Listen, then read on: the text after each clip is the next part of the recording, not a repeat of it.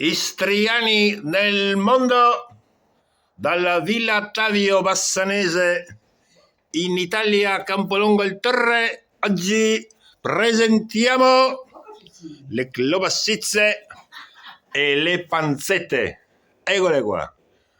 Istriani nel mondo, le cattivi, le orecchie e le papille gustative.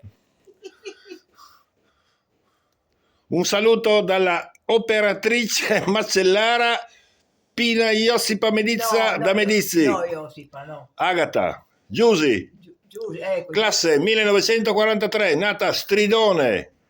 Saluta Basiaco. Buongiorno Basiachi. 3243 Poi? Buie. Portole. Oh, dica.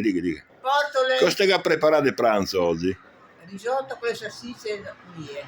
Lugani che tue. Quindi istriani, leccatevi le papille, quasi anche panzetta, però l'ombolo si sta fatto ma si sa sparì. No, Mi dispiace. Nel vignato Allora, ombolo, dove sei? Ah, fa sviodi.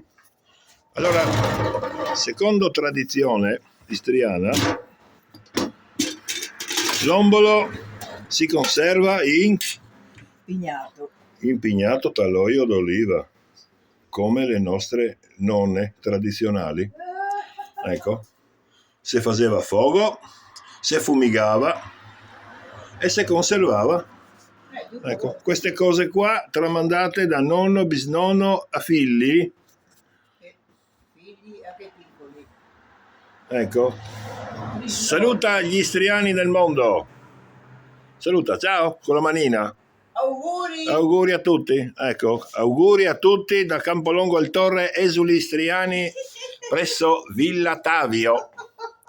Buona domenica a tutti. Jenny Bassanese. Ciao.